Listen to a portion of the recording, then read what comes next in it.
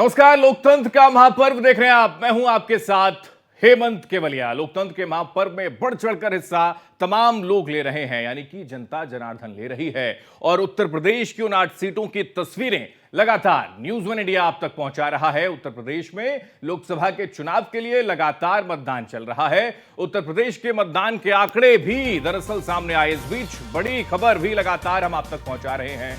उत्तर प्रदेश में लोकसभा के चुनाव के दरमियान यानी कि मतदान प्रतिशत लगातार बढ़ता चला इन 8 सीटों पर नजर आता है। बम्पर वोटिंग सुबह से ही अगर हम देखें, जो रुझान निकलकर सामने आ रहे हैं वोट प्रतिशत का अगर हम जिक्र करें तो लगातार ये वोट प्रतिशत बढ़ता चला जा रहा है।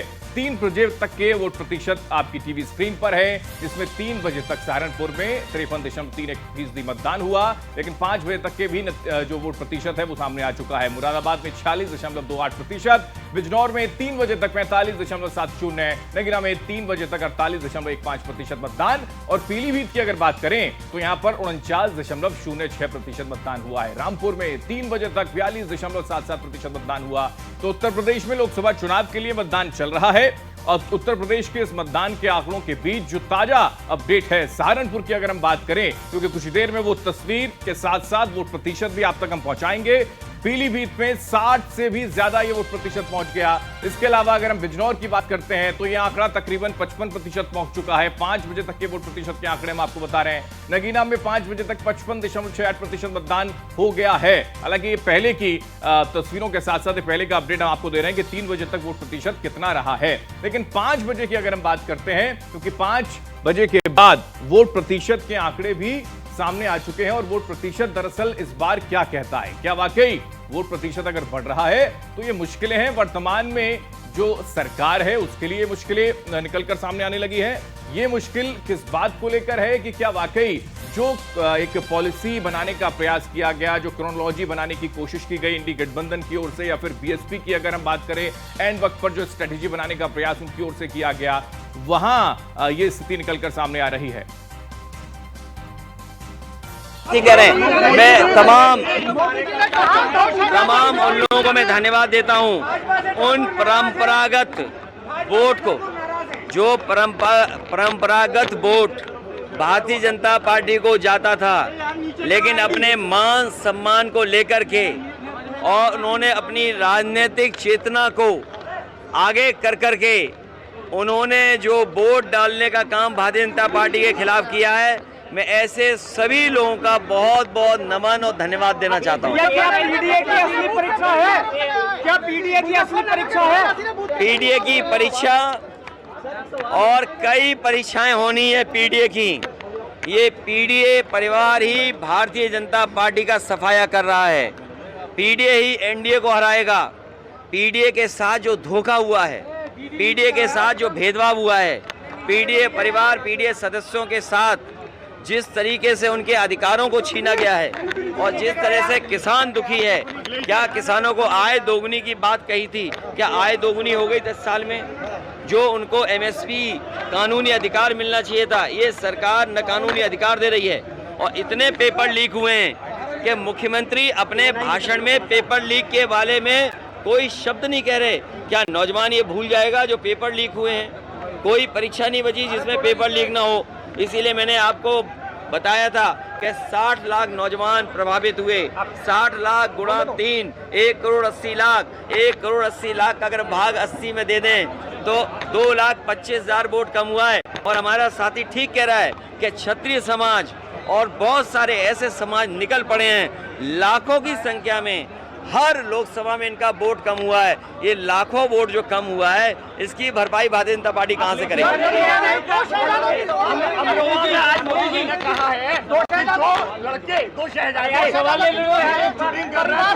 राजनीति कर रहे हैं। समाजवादी पार्टी, इंडिया गठबंधन, ये मिली जुली संस्कृति की पहचान है।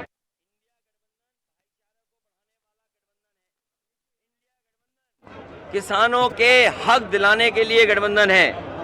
इंडिया गठबंधन नौजवानों के साथ जो भेदभाव हुआ है उस नौकरी और रोजगार दिलाने का गठबंधन है। एनडीए को हराने वाला इंडिया गठबंधन के साथ साथ पीडीए है। और भारतीय जनता पार्टी तो पूरे ब्रह्मांड की सबसे झूठी पार्टी है। और पिछले 10 साल का अगर हिसाब लगाएं, तो इनसे ज्यादा झूठ किसी दल ने नहीं बोला होगा। और तो कई मुद्दे दरअसल अखिलेश यादव ने गिना दिए और कई मुद्दों का जिक्र करते हुए उन्होंने ये बताने का प्रयास दरअसल किया है कि ये जो स्थितियां बनी हैं वो स्थितियां बताती हैं या फिर ये जो वोट प्रतिशत बढ़ा है वो हमारे फेवर में आया है।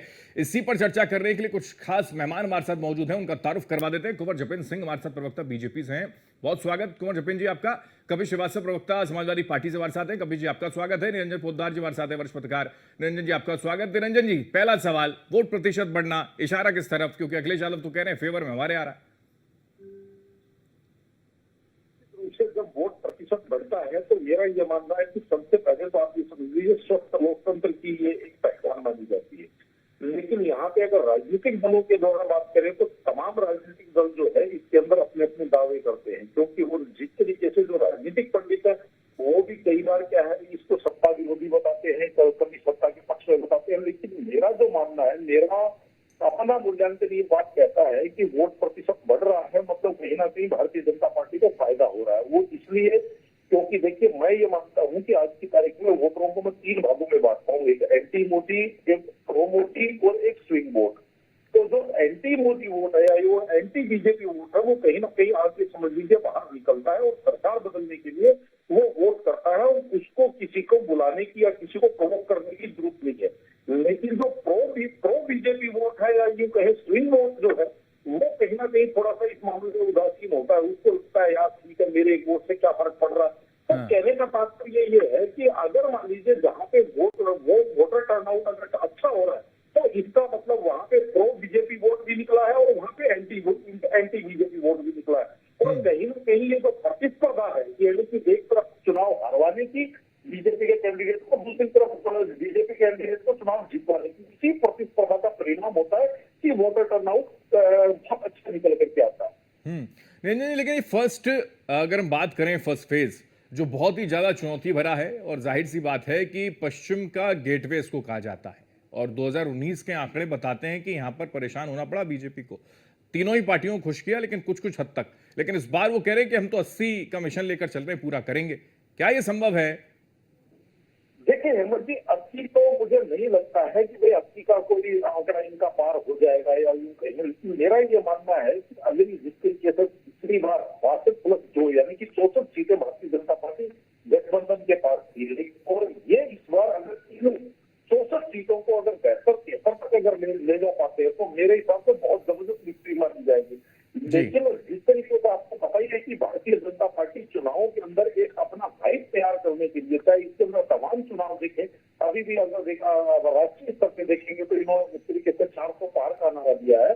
तो ये कहीं ना कहीं अपने कार्यकर्ताओं को एक टास्क होता है, अपने आप से अपने जो इनका जो कैडर है उनके अंदर एक ऊर्जा भरने का तरीका होता है और जनता के अंदर अपना एक जिसको कहते हैं एक माहौल या एक अपना एक एटमोस्फेयर बनाने का तरीका होता है। लेकिन मुझे जो अगर मैं आज उत्तर प्रदेश की बात करूं, 14 का चुनाव अगर रिपीट कर देती है जो भारतीय जनता पार्टी यूपी में, तो ये इसको बहुत बड़ी विक्ट्री मानी जाएगी। इसको मैं तो इसमें को ही मैं ये मान के चल रहा हूँ कि ये मेरे हिसाब से संपूर्ण 80 के बराबर का लक्ष्य है ये इस तरह का। बिल्कुल ठीक है।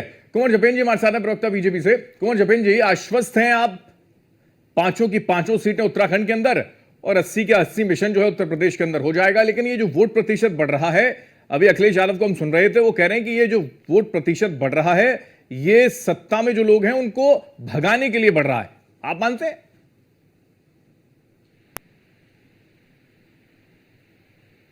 कुंवर जपेंद्र जी, देखिए वोट तो बढ़ना ही था। देश के अंदर जो युवा मतदाता जुड़ा है और यूथ के अंदर डेफिनेटली माननीय प्रधानमंत्री जी को लेकर, उनके 10 साल के कार्यकाल को लेकर जो केंद्र की योजनाएं हैं उनका लाभ जो जन जन तक पहुंचा है। जो पहले केंद्र की योजनाएं मात्र और मात्र फाइलों तक रह जाती थी, उन योजनाओं को घर घर पहुंचाने में कहीं ना कहीं यूथ का भी बहुत बड़ा योगदान रहा है। और उत्तराखंड की तो 5 सीटें निश्चित। जी ठीक, चलिए लगता है संपर्क कुंवर जी से टूट गया। एक बार संपर्क करेंगे फिर। कपिल श्रीवास्तव प्रवक्ता समाजवादी पार्टी से। कपिल साहब, 2019 की जो स्थितियां थी इस बार अलग हैं। उस वक्त गठबंधन में कोई और था, इस वक्त गठबंधन में कोई और है, लेकिन उतना ही उत्साह है जितना उस वक्त था। हेमंत भाई, इस बार उत्साह कहीं ज्यादा है। और ये आपको मतदाताओं के बीच अपने संवाददाता भेज करके भी आपने पता किया हो कि भीड़ किसकी लगी हुई थी, कौन इनके अगेंस्ट है। अगर किसानों को देखा जाए तो अभी भी आंदोलन पे बैठे हैं किसान। किसी एक नेता के जाने से किसान कोई बदुआ मजदूर नहीं है कि जो 750 किसानों की शहादत को भुला देगा। हाँ। नौजवान जो अग्निवीर बना रहे थे, ये पश्चिम के ज्यादातर लड़के जो हैं, उत्तर प्रदेश और बिहार के ज्यादातर लोग, हरियाणा के ज्यादातर लोग सेना में जाते हैं। अग्निवीर की भर्ती के लिए नहीं जाते हैं, सेना की भर्ती के लिए जाते हैं, जिसमें शहादत का दर्जा मिलता है, जिसमें एक रिस्पॉन्सिबिलिटी भी उनके ऊपर होती है और देश भी उनका जो है खैर मकदम करता है, चाहे पेंशन के रूप में या कैंटीन्स के सुविधाओं के रूप में या शहादत होती है। माफी के साथ रोक रहा हूं, इस बीच एक बड़ी खबर अपने दर्शकों तक पहुंचा दें हम। इस बीच एक बड़ी जानकारी सामने आ रही है। कुंवर जी, लौटूंगा आपके पास भी। इस बीच एक बड़ी खबर आपको बता दें कि उत्तर प्रदेश में लोकसभा चुनाव के लिए मतदान जो है वो चल रहा है और मतदान के बीच जो वोट प्रतिशत है वो भी लगातार हम अपने दर्शकों तक पहुंचा रहे हैं। और वोट प्रतिशत दरअसल लोकसभा चुनाव के लिए बंपर वोटिंग की स्थिति है, इसका जिक्र अभी हम कर रहे थे। 5 बजे तक 57% से ज्यादा वोटिंग, ये जानकारी। बिजनौर में 5 बजे तक 54.68% मतदान। कैराना की बात करें, यहां पर 58.68% मतदान हुआ। मुरादाबाद में 5 बजे तक 57.65% मतदान है। मुजफ्फरनगर में भी 54.91% मतदान जो है वो हुआ है। तो उत्तर प्रदेश में लोकसभा के चुनाव में मतदान की जो स्थिति है वो बेहतर इस वजह से कि बंपर वोटिंग जो हो रही है, इसके मायने क्या है, इन मायनों पर समझने का प्रयास हम कर रहे हैं। लगातार हमारे साथ मेहमान भी बने हुए हैं, उनका एक बार फिर से रुख करेंगे। कपिल जी कुछ कहना चाह रहे थे, अपनी बात पूरी करते हैं, उसके बाद कुंवर जी आपके पास आ रहा हूं। कपिल जी, इनके खिलाफ देखिए युवा खड़ा है। 10 उत्तर प्रदेश के अंदर जो परीक्षाएं इन्होंने कराई, 10 पेपर लीक हो गए। हाँ। 0% टॉलरेंस की नीति रखने वाले लोगों के ये पेपर लीक हो रहे हैं और खुद करा रहे हैं, क्योंकि आप रोजगार और नौकरी देना नहीं चाहते। आप अग्निवीर के नाम पर सेना के साथ भी धोखा कर रहे हैं, देश के साथ भी धोखा कर रहे हैं और युवाओं के फ्यूचर के साथ भी धोखा कर रहे हैं। तो युवा भी निकला है इनके खिलाफ। और आप देख लीजिए पगड़ी ये किसकी किसकी उछाल रहे, किस तरीके से जाति और संप्रदायों के बीच में विमनस्यता भोगते हैं। कपिल जी थोड़ा टोक रहा हूं आपको, माफी के साथ, कि अगर हम आंकड़ों पर ध्यान दें, 2019 में जो आपने एक पैटर्न तय किया था कि 19% बसपा को, फिर 19% सपा को वोट प्रतिशत जो मिला, उसके बाद वो 38% हुआ, लेकिन फिर भी सीटें आई 15। लेकिन यहां स्थिति आपकी अलायंस में है कांग्रेस पार्टी। उस वक्त का वोट प्रतिशत था कितना वो बताने योग्य भी नहीं है मुझे लगता है। तो कैसे ये जो जादुई आंकड़ा है जिसका जिक्र आप करते हैं कि हम इनको 80 पर, तो कोई मतलब ही नहीं पैदा होता कि 80 ले आए, हम यहां सत्ता में आएंगे, ये दम भरा जा रहा है लगातार, कैसे संभव होगा? अगर मैं ये समझूं आपसे आंकड़ों के हिसाब से, तो कैसे? आंकड़ों के हिसाब से ऐसे समझें कि जब आप कागज पे जो हम और आप जोड़ रहे थे वो चीजें हुई नहीं। हाँ। तो जो कागज के पीछे की केमिस्ट्री है वो तो आपको देखना चाहिए ना। आज 10 साल के एंटी इनकम्बेंसी इनके साथ है। 2014-2019 का संकल्प पत्र आपके पास है, जो कि A to Z इन्होंने पूरा नहीं किया, उससे जिससे कि देश की जनता प्रभावित होती है। क्या क्या तो मैं आपके सामने रख रहा हूं। क्या 2 करोड़ रोजगार और नौकरी सरकारी भर्तियों के नाम पर इन्होंने किया? क्या 20 करोड़ लोगों को रोजगार और नौकरी निरंजन जी हंस रहे हैं, मुस्कुरा रहे हैं। नहीं दिया। नहीं तो निरंजन जी तो भाई देखिए पत्रकार है नहीं, आप पत्रकार के रूप में बैठा लिए, नमन करता हूं उनको। लेकिन उनको लग रहा होगा कि जो वादे किए उन वादों में कुछ हद तक तो पूरा हुआ, क्योंकि इसी का जिक्र वो करते हैं। राम मंदिर 370 हमें पूरा करने दें, हमें पूरा करने दें। बिल्कुल, या तो आप ही टोक लें या तो मुझे पूरा जा रहा हूं। फिर मैं बेरोजगारी आपके सामने है जिस तरीके से चरम सीमा पर है, और अर्बन बेरोजगारी तो 80% हो चुकी है। दूसरी बात आप उठा लीजिए महंगाई। 100 दिन के अंदर महंगाई कंट्रोल करने आए थे और ट्रिपल डिजिट में महंगाई पहुंचा, डबल डिजिट में महंगाई पहुंचा दिए। और अभी आप देख लीजिए बनारस कोई तो बना नहीं, 150 स्मार्ट सिटी पूछिएगा कहां खड़ी है। किसानों की आय डबल नहीं हुई, लागत मूल्य चौपर हो गया। जीएसटी की मार एक एक छोटे छोटे गरीब परिवारों तक पहुंचा दिया इन्होंने, आपके सामने है। और 5वीं इकोनॉमिक बनने का दावा करने वाले लोग मुझे बताएं, ठीक, जो 25 करोड़ लोगों को आप अपलिफ्टमेंट करने की बात करते हैं, 80 करोड़ लोगों को ला दिए। कुंवर जी, जिस आप एक तरीके तरफ से 80-80 का राग आप रहे हैं, लेकिन पुरानी फिर भी पेंशन आरएलडी नहीं दे जैसे सकते हैं, आप पार्टियों को पुरानी आपको पेंशन शामिल स्कीम करना नहीं पड़ा, ला ये रहे भी एक स्थिति बन गई आप उत्तर जो प्रदेश है के अंदर। 8वां वेतन आयोग नहीं ला सकते हैं। ठीक, कबीर जी जवाब आप दे रहा हूं कुंवर जी से। सेना में भर्ती नहीं ले रख सकते हैं। हाँ, आप कहते हैं हमारे ओके, पास पैसा नहीं है, ओके, तो आप कुंवर जी। कैसे 5वीं इकॉनमी बना दिए? ठीक, ये कुंवर मुझे जी। बताइए। ये झूठ के पुलिंदा और भ्रष्टाचार जो आपके ये सामने है, एक सबसे जिस बड़ी तरीके से सुनिए हजारों सुनिए करोड़ सुनिए रुपए का सुनिए भ्रष्टाचार मोदी जी ने स्वयं किया। श्रीवास्तव जी सुनिए, अगर शराब नीति के लिए कबीर जी थोड़ा सा केजरीवाल रख साहब लीजिए, कह रहे काम हैं, आएगा आगे। अभी तो मोदी और जी फेसेस हैं, के 6 जेल फेसेस में बचे हैं क्यों अभी नहीं कबीर जी। मोदी थोड़ा जी सा काम जेल में आगे भी क्यों काम नहीं है? आएगा, थोड़ी थोड़ी बहुत एनर्जी आगे बचा के के लिए रखें आप। बचा के रखिए, एक बार सुनिए, उसका जवाब सुनिए। ही दे रहे हैं आपकी बात मेरे का वो। पास बहुत कुछ एनर्जी है। ये अपने दोनों संकल्प पत्र का वादा बताए ठीक, जो कुंवर जनता जी से जवाब जुड़ा दीजिए। वादा है, ओके, जिससे जनता प्रभावित होती है। ठीक, सुन तो लीजिए। अभी हमारे साथी प्रवक्ता ने इतना लंबा चौड़ा एक राजनीतिक भाषण दे दिया। इन्होंने ये नहीं बताया कि आजादी के बाद से, जब से सरकारें बनी हैं, रीजनल पार्टियों ने भी बारी बारी से उत्तर प्रदेश के अंदर बहुत लंबा शासन करा, अरे 10 कांग्रेस ने साल भी का करा। अपने शासनकाल का रिकॉर्ड दीजिए, जो 5 साल का संकल्प पत्र दिया है। सुनने कथा सागर सुनने बैठ की भी करके और क्षमता इतिहास रखिए की बात करने के लिए नहीं श्रीवास्तव बैठे। जी, नहीं तो सुनने की पूछूंगा भी क्षमता कि रखिए आपका भाई, इस देश सुनने की का भी तो आजादी में मौका क्या रखिए। योगदान था? आप बोल रहे आपने थे, तो हम नाखून सुन रहे तक नहीं थे, कटवाया। अब आप भी तो अंग्रेजों सुनिए की ना। गुलामी करते थे हाफ निक्कर पहन करके। अगर ओके। इतिहास खोलिएगा तो हम तो अंग्रेजों ओके। के तक का भी हेमंत इतिहास जी, खोल देंगे। नतीजों कबीर से जी। पहले कौन सी ओके। कुंठा निकल जनसंघ से रही है? लेकर के और स्वयं सेवक संघ ठीक तक है का खोल देंगे। कबीर जी, एक बार बुलबुल आपने पर बात बैठ रख के दी, उड़ने वाले आपके अब उसका इसका भी खोल जवाब आप देंगे। सुन तो लीजिए कबीर जी। कुंवर जी मुझे जवाब दे रहे हैं, आप बस सुन तो बताओ, इस लीजिए। 10 साल में जो आप ठीक, 2 रिपोर्ट कार्ड उसी का लेकर के जवाब आने दे रहे वाले हैं, थे, सुनिए। तीसरा संकल्प पत्र आपने कैसा दिया? 20 ओके। करोड़ नौकरियों का क्या हुआ? महंगाई का क्या हुआ? अरे रुकिए, गंगा जी का पाठ अरे साफ रुकिए करवा, जनाब। पूरा मंत्रालय साफ कर दिया। ये मुझे बताइए।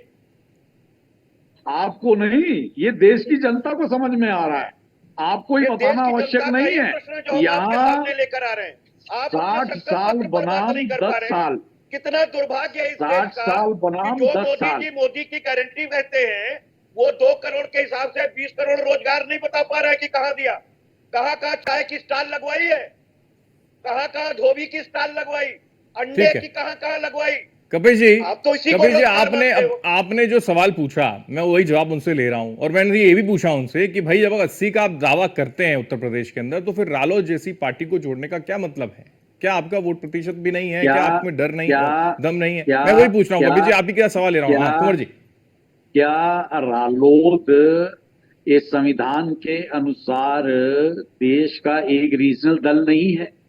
जिस दल ने इस देश को एक कर्मठ प्रधानमंत्री दिया और उस प्रधानमंत्री के कार्यकाल को लेकर उस समय आज दल भी ही नहीं चर्चा था। होती है, उनको तो बता ये दीजिए उस समय सपा ये हो दल नहीं था। गई, बसपा हो गई, इन सबसे तो बेहतर दल हेमंत माना भाई ही का गया है इतिहास ना। सही करते चलिए। और उस समय ये दल एनडीए था ही के नहीं। जितने भी घटक ठीक, दल ठीक, हैं, रालोद वो नाम कहीं से ना कोई दल नहीं कहीं था, बता अपनी देने। जगह जनता में स्वीकार किए जाने वाले और ओके। देश हित में काम करने वाले और भ्रष्टाचार से कोसों दूर रहने ठीक वाले है। दल हैं। अब कबीर जी अगर ने आज कई हम- बातें बताई हैं, एक बार उसका जवाब देते हैं। महंगाई, बेरोजगारी, कई आंकड़े वो बता रहे हैं। वो कह रहे हैं कि भाई इसका जवाब दिया नहीं जाता आपसे, आप गारंटी। तो ये हमें बता दें, हम आंकड़े उठा लेते हैं कि 1960 से लेके आज तक कितने कितने प्रतिशत महंगाई कब अब कब बताओ पड़ी ये है कहां पहुंच रहा और है? महंगाई 10 के साल के साथ आपके संकल्प पत्र पर का वादा कैपिटल पूछ रहा हूं। इनकम जो कितनी मोदी की पड़ी है, गारंटी तो की इन गारंटी आंकड़ों लेते का हैं, ये उसको ढंग पूछ से रहा हूं। अध्ययन कर आप लें क्यों और भाग जा उसका रहे हो? अध्ययन करने क्यों के डर लग बाद रहा है फिर ये आपको? चर्चा करें तो अच्छे बेरोजगारों से लगे। क्यों डर लग रहा है? आप रोजगार क्यों नहीं बता पा रहे हो? सरकार में हो, आपको तो बकायदा प्रशस्ति पत्र अपना लेके बैठना चाहिए कि फला डिपार्टमेंट में ये रिक्तियां इतनी भर दी। अरे 10 आपके पेपर लीक कर गए। अभी आपने देखा 60 लाख रोजगार के लिए युवकों ने पुलिस में भरा था, 60,000 पोस्टों आपको भरनी थी। क्या हुआ उसका? पेपर लीक कर दिया आपने जानबूझ करके, क्योंकि आपको रोजगार नहीं देना है। आप तो अग्निवीर जैसी लोगों के पास चीजें लेके वो आ कह रहे रहे हैं। हैं कानून लाएंगे उस पर। आप कबीर ये जी वो बताओ कह रहे ना हैं कानून लाएंगे कि हम। पुलिस के लिए भी 3 साल का करोगे क्या? अब पुलिस की भी सर्विस 3 साल करने जा आप रहे हैं। लोगों के शासन आप काल बताओ। में पेपर लीक नहीं होते थे, लेकिन पुलिस की नौकरियां सर्विस बेच कब दी 3 जाती साल थी, की करोगे? पहले ये आप पद बेच बताओ। दिए जाते पुरानी थे। पेंशन देने के और लिए जब पैसा नहीं उन है, चीजों पे वेतन भारतीय आयोग जनता 8वां पार्टी लगाने ने के लिए पैसा रोक नहीं है। लगाई, ये तो आप कैसी लोग 5वीं पेपर इकॉनमी लीक है करके जिसमें सरकार पहली को बदनाम इकॉनमी करने के का जब काम हमारा करते हैं। देश उस लायक चिंता नहीं न था कीजिए, तब भी उसके पुरानी लिए भी पेंशन कानून देता आया था, है। तब भी वेतन उत्तराखंड आयोग में आता था। सख्त कानून हेमंत लागू भाई हो गया पूछिए, है और ये देश पब्लिक के से अंदर जुड़ा हुआ सख्त मामला कानून है। लागू होने जा रहा है। इससे पब्लिक प्रभावित होती है। चलिए ठीक है, 373 से पब्लिक प्रभावित नहीं होती। ठीक कबीर जी मैं किसी लौट का रहा हूं। कुंवर जी विशेष लौट रहा हूं राज्य मैं। का दर्जा निरंजन जी खींच लो, को भी एक बार उससे जोड़ कोई लेते लाभ हैं। नहीं है। ओके मैं लौट रहा हूं। निरंजन जी, ये जो स्थिति है, क्योंकि जाहिर सी बात है कि उत्तर प्रदेश से ही दिल्ली का रास्ता निकलता है, और वो भी पश्चिमी उत्तर प्रदेश की अगर बात करें तो 2019 में थोड़ा सेटबैक हुआ, 73 से वो 62 पहुंच गए, ये स्थिति बीजेपी की बनी। लेकिन ऐसी क्या स्थिति है कि 2024 में यह राग अलापा जा रहा है कि 80 की 80 पूरी कर लेंगे? क्या वो जादुई तरीका होगा कि 80 की 80 पूरी हो जाएगी?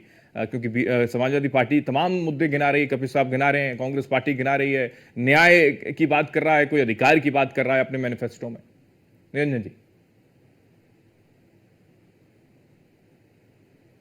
को उठा रहा है, चाहे उसके अंदर महंगाई की बात करें, बेरोजगारी की बात करें, नारी सुरक्षा की बात करें, या और तमाम जो मुद्दे उठा रहा है, हेमंत जी, निश्चित रूप से मैं ये बात नहीं कर रहा हूँ कि ये मुद्दे नहीं है कि देश के अंदर महंगाई की कोई समस्या नहीं है, या बेरोजगारी की कोई समस्या नहीं है, या नारी सशक्तिकरण की या नारी अपराधीकरण की कोई समस्या नहीं है। वास्तव में है, लेकिन समस्या क्या है कि जनता से ये चीजें कनेक्ट नहीं कर रही।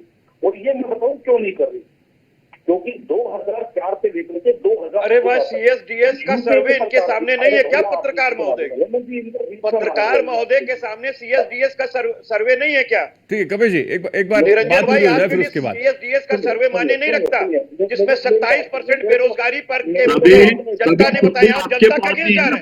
अरे आप कैसी पत्रकारिता कर रहे हैं कि आप जनता के मुद्दों के अगेंस्ट जाकर के भारतीय जनता पार्टी का एजेंडा बन रहे हैं? कम से कम वरिष्ठ पत्रकार मत लिखा करो मित्र, भाजपा नेता लिख लिया करो, राजनीतिक विश्लेषक समर्थक लिख लिया करो, देश को धोखा मत दिया कपिल जी, अब प्लीज इसको इंडिविजुअल तरीके से आप व्यक्तिगत टिप्पणी करेंगे, अच्छा ही लगता है कपिल जी, आप ऐसे टिप्पणी ना करें। एक बार बात पूरी हो जाए उनकी, उसके बाद फिर आप जवाब दीजिएगा, बीच में ना टोके सर। मैंने बीच में नहीं टोका आपको कपिल जी, और किसी को सर्टिफिकेट मत दीजिए, किसी को भी सर्टिफिकेट आप मत दीजिए सर। ओके, अब मैं उनका एक बार जवाब ले लूं, फिर आपके पास आऊंगा कपिल जी। मैंने आपको पूरा मौका दिया। ओके निरंजन जी कहिए। 2004 से लेकर के 2014 तक यूपीए की सरकार थी, और यूपीए की सरकार थी 2014 के अंदर जो सरकार बदली थी, उस टाइम आपने देखा होगा कि उस टाइम भी ये के मुद्दे थे कि अब की बार बहुत ही महंगाई की मार, अब की बार ये थी कि नारी के ऊपर वो अत्याचार, अब की बार मोदी सरकार। कहने का तात्पर्य ये है कि जब जनता ने ये देखा कि 10 वर्ष के कार्यकाल के अंदर ये सारे के सारे मुद्दे थे, अब विपक्ष उन मुद्दों को उठा रहा है, लेकिन विपक्ष ये नहीं बता रहा है कि अब हमारे पास क्या जादू आ गया कि हम जो उत्सव है जो महंगाई कम नहीं कर पाए थे उसको हम कम कर देंगे, उसका रोड में अपने तैयार करो। ठीक है निरंजन जी, मैं थोड़ा सा इधर इसको थोड़ा डाइवर्ट कर देते हैं थोड़ा सा, क्योंकि कपिल जी नाराज हो रहे हैं।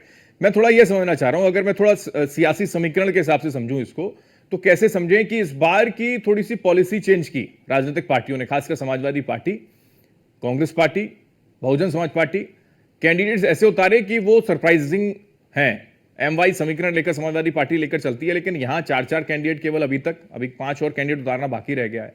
तो ये जो क्रोनोलॉजी सेट करने का प्रयास है, ये जो प्रक्रिया लेने की कोशिश की गई है, उससे कोई इंपैक्ट पड़ने वाला नहीं लगता आपको? देखिए हेमंत जी, इनको मेरी बात से बड़ा अजीबोगरीब लगेगा, लेकिन आपने एक चीज देखी होगी कि वो तो मान के चल रहे हैं आपको बीजेपी प्रवक्ता। अरे महाराज, इसमें कहां हो रहा है? अरे पहली बार थोड़ी ना आपके साथ बैठ रहे हैं महाराज पोद्दार जी, पहली बार नहीं बैठ रहे। जहाँ पे 2 लोगों को इन्होंने सिंबल दे दिए और 2 लोगों ने पर्चे भर दिए। अरे भाई ये बताओ ना, जिसकी पगड़ी उछाली गई वो किसके साथ है? 7.5 लोग जिसको आदर करा दी मोदी जी ने, वो किसके साथ है? जो चुनाव हो भी रहे हैं उनके अंदर भारतीय जनता पार्टी के रूप में चुनाव लड़ रही है। अब ये बताने के लिए तैयार नहीं, समीकरण को आप समाज, धर्म और जाति से ही लगाएंगे, मुद्दों से ही तो लगाएंगे और किससे लगाएंगे? ठीक है, यही सवाल कपिल जी से मैं ले लेता हूं। निरंजन जी, जो बात आपने कही कपिल जी, क्योंकि मुस्लिम बहुल्य क्षेत्र ज्यादा हैं, 8 सीटों का अगर हम बात करें फर्स्ट फेज में, लेकिन यहाँ कैंडिडेट्स की ओवरऑल की मैं बात कर रहा था, MY की मैं बात कर रहा था, मुस्लिम और उसके अलावा यादव कैंडिडेट्स की मैं बात कर रहा था। 4 उतारे, 4 वो भी परिवार वाले, 4 मुस्लिम उतारे गए हैं, लेकिन मुस्लिम बहुल्य क्षेत्रों में ST हसन जो है वो नाराज हो जाते हैं। इस तरीके का जिक्र होना भी शुरू हो जाता है कि भाई मुस्लिम बहुल्य क्षेत्रों में मुस्लिम कैंडिडेट क्यों नहीं। तो ये जो स्थिति है, ये जो क्रोनोलॉजी है, फिर ये नई स्ट्रेटेजी है, नई रणनीति है, इसको कैसे देख रहे हैं आप? भाई हमने जब आपको कह दिया कि उत्तर प्रदेश में इनको 80 में 80 रोकेंगे, हाँ, तो वो रणनीति का हिस्सा कैसे बन सकता है? समता मूलक समाज की स्थापना अगर करनी है आपको, तो सबको फॉरवर्ड करना पड़ेगा, और समाजवादी पार्टी ने ये करके दिखाया है।